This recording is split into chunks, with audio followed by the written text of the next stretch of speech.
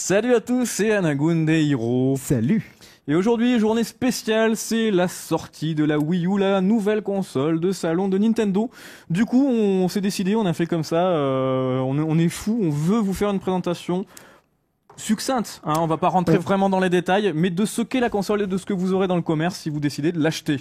Exactement, on va faire très simple de toute façon parce que d'une, on considère qu'une console c'est avant tout des jeux et on va pas rentrer trop dans les détails techniques, et de deux, on rentrera un petit peu quand même dans les détails techniques, surtout ce soir parce qu'on va avoir un live à ce 18h. soir à 18h sur le site, hein, vous aurez l'accroche en plein milieu. Vous pourrez pas le rater, ça sera en plein milieu du site. Dans la rubrique direct, vous verrez. Donc voilà, là dans lequel vous pouvez participer évidemment pour poser vos questions, et toi tu essaieras d'y répondre en direct. Je ne serai pas là hélas, mais je te regarderai avec beaucoup d'amour. On vous en reparlera à la fin de cette vidéo de toute façon. Là, pour le moment, on va vous présenter en fait l'un des packs. On va vous expliquer les trois, mais on va vous présenter l'un d'eux qui est le pack Zombie U, qui est un pack premium en fait à 32 Go. On a même des images en fait avec la console justement que vous voyez.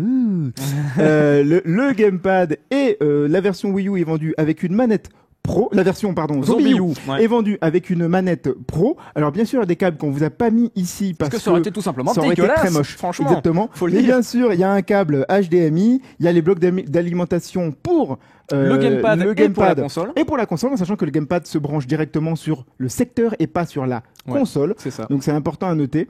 Il y a même un Wii Sensor Bar, et comme vous voyez, il y a aussi des socles dont le socle sur lequel est le gamepad accessoirement, c'est un socle de recharge. C'est-à-dire que vous mettez dessus, vous branchez, ça permet de recharger et de la laisser poser. Et donc ça, on est d'accord, c'est temps. Pour le pack Zombie U, mais il y a également d'autres packs qui sont disponibles. Il y a également d'autres packs qui sont disponibles. Il y a notamment le pack Nintendo Land, dans lequel il y a Nintendo Land à la place de Zombie U. C'est aussi un pack 32 gigaoctets. La console a 32 gigas de aussi mémoire une interne. console noire et un gamepad noir. Et il y a par contre, à la place de la manette Pro, il y a un abonnement en fait. Un abonnement premium au Nintendo Network, c'est ça ? Exactement, un abonnement premium au Nintendo Network jusqu'en décembre 2014, tout ce que vous achetez dessus est à moins 10%. Oui. Et il y a aussi la version en fait blanche qu'on a. C'est la version en slip. C'est la version en slip qui ne fait que 8 gigas et qui dispose en fait seulement du gamepad, etc. Il n'y a pas les socles. Il n'y a pas les socles. C'est vraiment brut de décoffrage. Et il n'y a même pas le sensor bar Wii non plus. Il n'y a même pas. D'accord. C'est vraiment. Donc voilà, il faut savoir bien sûr que quand on dit 8 Go, c'est en comptant le système d'exploitation qu'il y a dessus. Donc en vrai, utilisable, il n'y en a que 3 et demi. Ouais, parce que c'est un gros système d'exploitation. 3 et 2, ouais, je crois qu'il y en a 3 même. 3, quelque chose exactement. Bref, d'utilisable. Et sur celle c'est sur la comment dire, la version 32 Go, il y en a que 25 d'utilisables, je crois. D'accord. Si ok, voilà. Très bien. Bon. Donc ça, c'est important à signaler. Il y a aussi des caractéristiques techniques à cette console. Donc déjà, bien sûr, on passe au 1080p. Ça change. Bénédiction, ça va faire du bien à ceux quand on sort de la Wii, c'est un petit peu un choc, hein, bien sûr. Mais on passe en 1080p. Je prends une petite fiche pour dire aussi. Tu tapes pas retour Non, mais c'est dégueulasse. Non, parce qu'il y a la taille de la console. Je sais même pas si c'est super important de vous le dire. Je pense que les gens s'en foutent un petit peu. La taille, on s'en fout. Elle fait 1,6 kg. On s'en fiche aussi. On la transporte pas toutes les 2 secondes. Mais niveau justement, on a justement un bon exemple pour la taille, puisque là, on l'a comparé à une Xbox 360 Slim. Ouais. Exactement. Donc vous voyez quand même que c'est pas mal plus petit. On peut voir par rapport à une Wii aussi, où c'est un petit peu plus grand quand même, parce que franchement, t'as sélectionné la console la plus dégueulasse, la Wii la plus dégueulasse qu'on avait à la rédac. Est-ce que nos Wii, on est obligé de coller des étiquettes toutes les 2 secondes dessus, donc effectivement elles sont dégueulasses, nos Wii. Franchement, elles sont horribles. Toutes nos consoles sont voilà. pourries. Mais faut savoir qu'on y touche beaucoup plus que vous, parce qu'on les débranche, on les rebranche, donc franchement elles sont voilà. On met des post-it dessus, des chewing-gums. On est désolé. On peut parler aussi de son processeur. On en a pas mal parlé, parce que il semblerait effectivement qu'il soit assez lent. C'est très possible, on va en parler tout à l'heure parce qu'on va vous montrer quelques extraits de jeux que on a fait. Mais effectivement, je confirme que le CPU est sans doute un petit peu plus lent que la moyenne. C'est pas super flagrant non plus. C'est pas super flagrant, mais c'est effectivement le cas. Par contre, elle a beaucoup plus. Ça contrebalance par la mémoire, c'est ça ? Voilà. En fait, la mémoire vive, il y en a 2 gigas. Il y a 1 giga pour le système et 1 giga pour les jeux. À titre de comparaison, sur les consoles HD actuelles, il y en a 512. D'accord, effectivement. 512 mégaoctets, pas 512 gigas. Oui. Ah oui, quand même.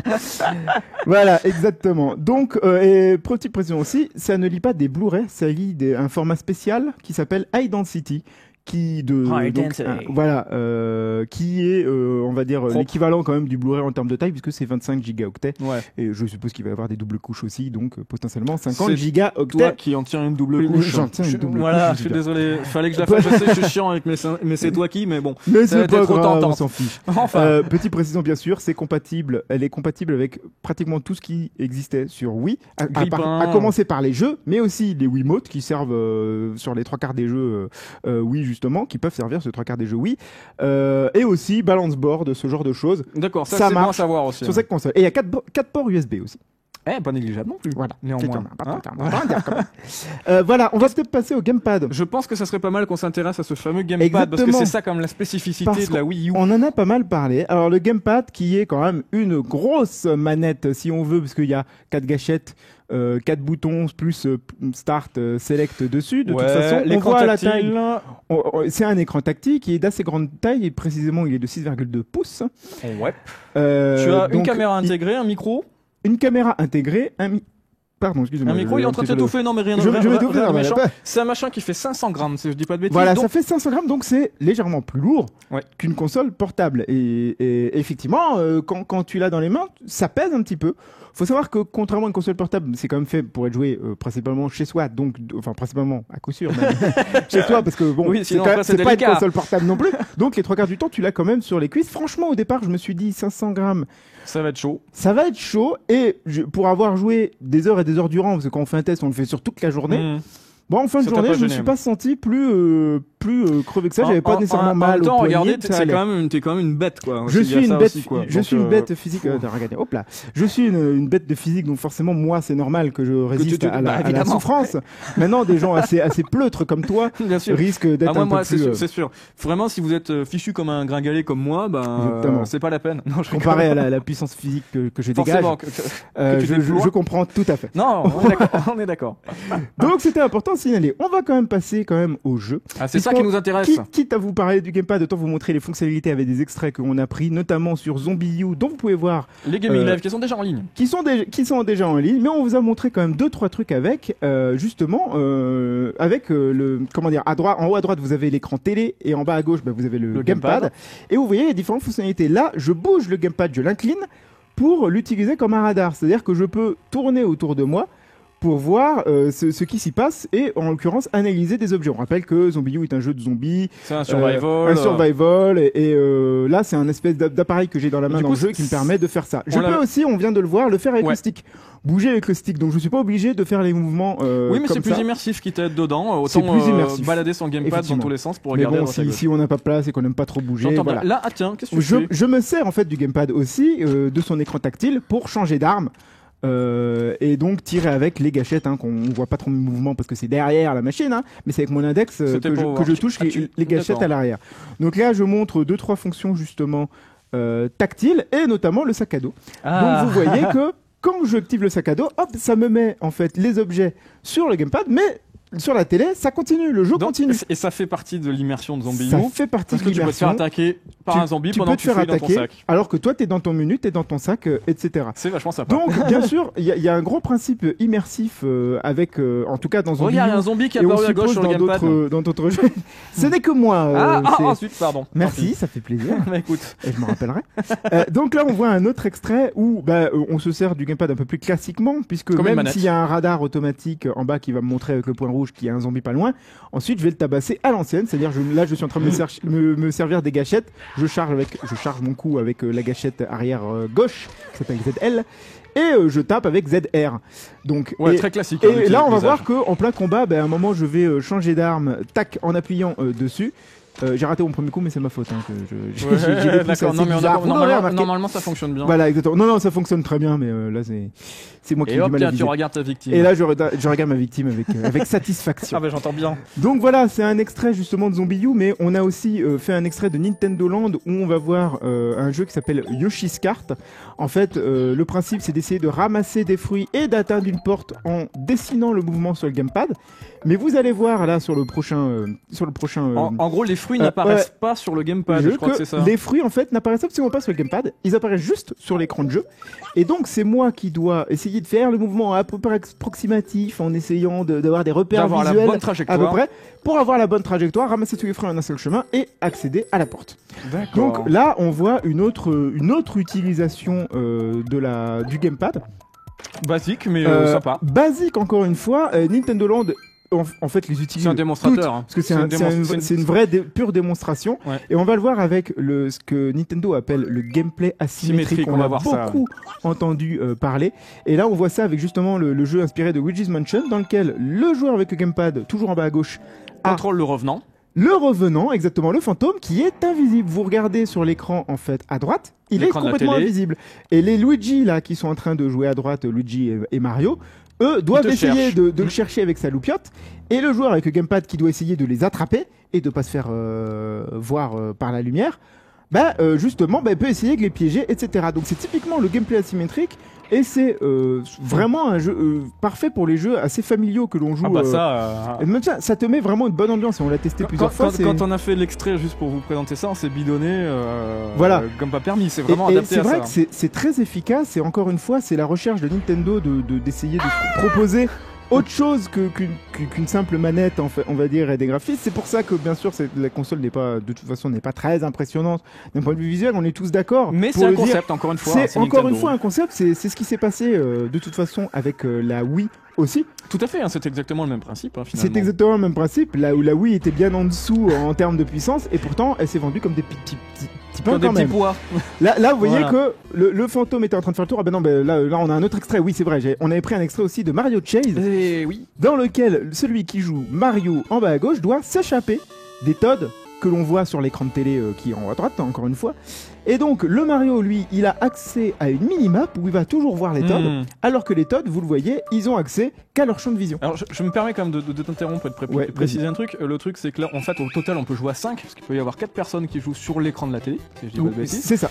Mais qui jouent avec des Wiimotes. Ils jouent tous avec des Wiimotes. Tandis que tu as le joueur qui est un petit peu à part sur son gamepad. Mais donc, du coup, expérience différente, des gens sur le même jeu, mais ensemble dans la même pièce à déconner, quoi. C'est exactement ça. Et là, on voit quand même une des particularités, on avait parlé de la caméra, on voit ma tête, parce que le gamepad est en train de me filmer.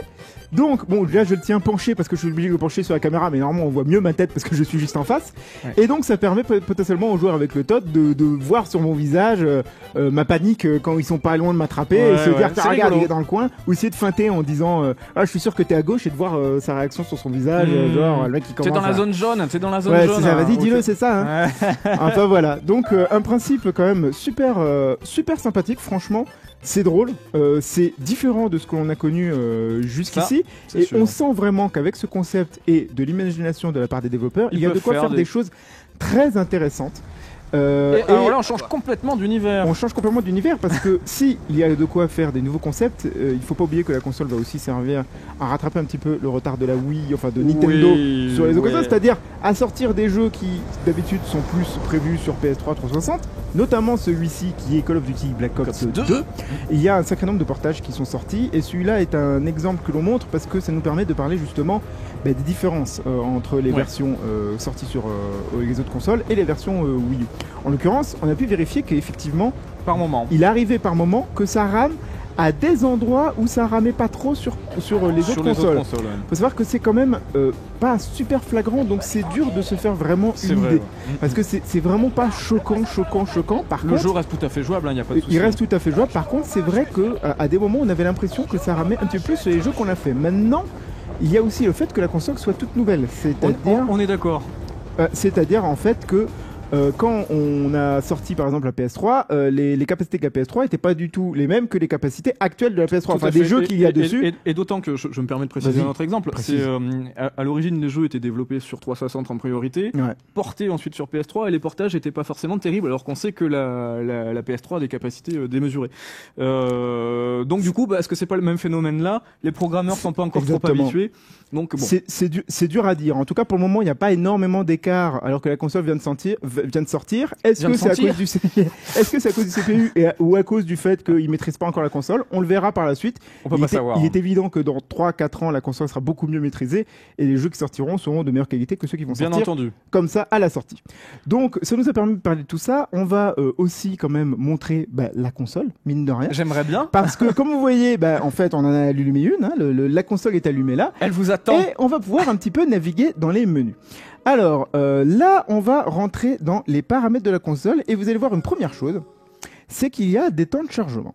Alors, on en a quand même pas mal parlé un petit peu partout. C'est vrai que dès le menu, on a l'impression qu'il y a des temps de chargement un peu trop longs par rapport à ce qu'on va charger, parce que vous allez voir, je vais pas charger un truc... de la console, ça paraît long quand même. Oui, ça paraît long, et vous allez voir, c'est pas pour charger quelque chose d'énorme. Alors bon, ça prend, allez, à tout casser, voilà. Ouais, ça a dû 10 durer 10 secondes secondes peut-être. Ouais. Exactement. Et on va pas dans les paramètres de la console toutes les 3 secondes, donc faut pas pinailler non plus, c'est pas un drame. Oui, peut-être, mais si c'est systématique pour chaque application que tu vas lancer. Voilà, exactement, c'est exactement. Mais le problème, c'est que la répétitivité de ce genre de choses peut un petit peu saouler à la longue. Bien sûr. C'est vrai.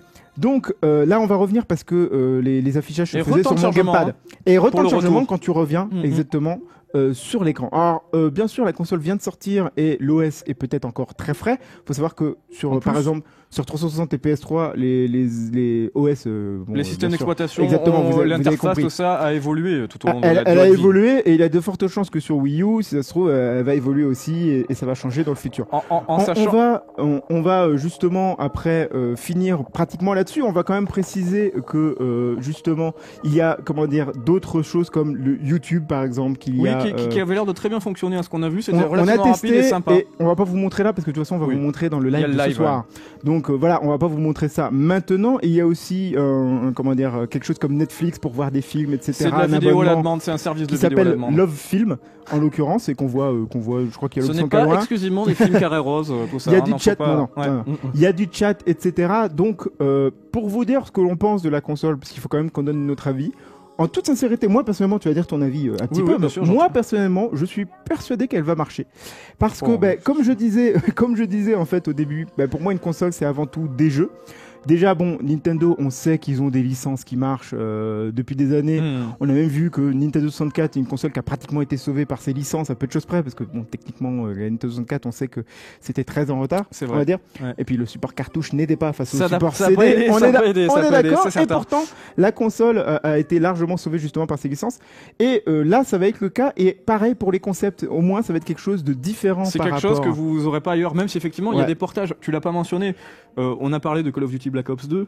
Oui, c'est bien ça. Ouais. Mais en même temps, dans le line-up de la console et au lancement, tu as plein d'autres portages du genre Mass Effect 3, du genre Darksiders, du genre Assassin's Creed 3, City, qui est une des versions d'ailleurs Batman Arkham City qui a l'air de plus exploiter le gamepad par rapport aux autres portages qui nous spotent de façon assez sporadique, assez légère, minime, assez minime. Du gadget. Il y a quand même quelques bonus de temps en temps, notamment par exemple des DLC qu'il n'y avait pas sur la version, qui sont arrivées payantes sur la version d'origine, qui arrivent gratuites sur la galette, directement sur le CD sur Wii U. Donc voilà, il y a quelques avantages aussi à acheter les portages. Mais en tout cas, pour moi, c'est une console qui va marcher de par le fait qu'elle propose quelque chose de différent. On a vu d'ailleurs avec la Wii. Tout le monde se moquait de la Wii à un moment parce qu'elle proposait un truc différent mais des graphismes moches et façon de parler moche mais je veux dire par rapport aux autres consoles un peu en deçà. Et pourtant des années après Sony et Microsoft se sont mis à sortir Kinect, PlayStation Move de l'autre côté, en se disant on a laissé Nintendo tout seul et pendant ce temps ils ont fait un truc qui a marché. C'est pas anodin de voir par exemple Microsoft qui met en place son système de Smart Glass dans lequel tu peux te servir d'une tablette comme d'un deuxième écran sur tes jeux 360. Ça ressemble vaguement au concept. Ça ressemble vaguement. Donc voilà, après bien sûr, on n'est pas des devins, on sait pas exactement ce qui va se passer. Ça reste mon avis personnel, je ne sais pas quel est le tien. Écoute, moi tu vois, j'avais fait l'impasse sur la Wii. C'est une console qui m'a pas convaincu. Autant celle-ci m'attire beaucoup plus parce que je trouve le concept convivial et vraiment plus intéressant. Donc c'est pareil, j'attends de voir, mais je pense que je vais sauter le pas et je vais me la prendre celle-ci. Donc ce qui m'était pas arrivé depuis un moment. Donc du coup, je suis assez content de voir ce qu'ils en ont fait. Il peut y avoir un intérêt, exactement. En tout cas, on pourra quand même préciser. Oh oui, tiens, aussi une dernière chose. J'en profite. J'ai beaucoup entendu parler. Remarque, je peux garder ça pour le live. C'est vrai, c'est vrai. J'ai beaucoup entendu parler du fait que comme la console sort actuellement avec les puissances à peu de choses près équivalente à celle de la PS3, de la PS3 et 460, ouais, ça allait faire un four parce que quand la PS3 et 360 vont sortir, elles vont être 300 fois plus puissantes. La PS4, tu veux PS4, dire, pardon, PS4 et Xbox 3, voilà. Ce qu'il faut savoir quand même, c'est que l'avancée technologique ne sera pas aussi forte, visuelle, ne sera pas aussi forte que entre la Wii et la PS3. Bien sûr. Il n'y a pas eu des changements énormes entre temps. Bien sûr, on est passé à la HD entre Wii et PS3. Là, c'est pas vraiment le cas, à moins que ça gère le 4K et que tout le monde ait des écrans énormes. Ouais. La différence sera pas aussi énorme. Le pas sera peut-être moins, ouais. Ça sera peut-être plus lisse, bien sûr, beaucoup plus lisse. Mais attention, le pas sera pas aussi fort. Donc, faut aussi penser à ça quand même. En tout cas, on va se quitter là-dessus. Oui, je pense. Je te remercie beaucoup pour cette présentation. Tu allais encore rajouter quelque chose. Je te vois avec le doigt en l'air. J'allais juste repréciser qu'on allait avoir donc un direct. Oui, ce soir à tout le travail. J'ai plus rien à faire. Ah, t'allais le faire, mais vas-y, je te laisse. Non, mais écoute, je dis plus rien. Non, juste un petit rappel. De toute manière, on l'a dit. Je suis désolé, Yanagoun. Je sais que. Non, mais bon. Bref. Je joue à Assassin's Creed 3. Non, mais on l'a déjà dit en début de vidéo. Vous avez un live ce soir à 18h qui vous attend avec ce monsieur qui sera accompagné de Les Paul. Vous aurez moyen, via les commentaires dessous la vidéo, en gros, de poser vos questions auxquelles tu essaieras de répondre, qui seront relayées par Logan, qui sera en backstage. C'est un truc de malade. Yeah. Bref, on a un super dispositif. Donc surtout, ce soir, vous revenez. Si vous avez des questions, si la console vous intéresse, c'est l'endroit où il faut être. On sera 27 ce soir quand même. On sera 27. Il y aura des balayeurs, on a un technicien qui est en train de hurler sa joie derrière. Là. Ça va être Nico, vous le connaissez. Toujours Néon Man. Et je précise accessoirement, vous voyez la mise à jour. Là, c'est juste parce que nous, on n'a pas encore mis à jour la console. Donc, je vous rassure, une fois que la mise à jour est faite, alors on a testé. Ah, j'en profite, tiens. Excusez-moi. Mais il est génial, ce mec. On a beaucoup parlé justement des mises à jour. Faut savoir que la mise à jour de base ne fait pas du tout les 4 heures dont on nous a parlé. Après, ça dépendra de votre connexion. Ça prend une heure et des bananes quand même.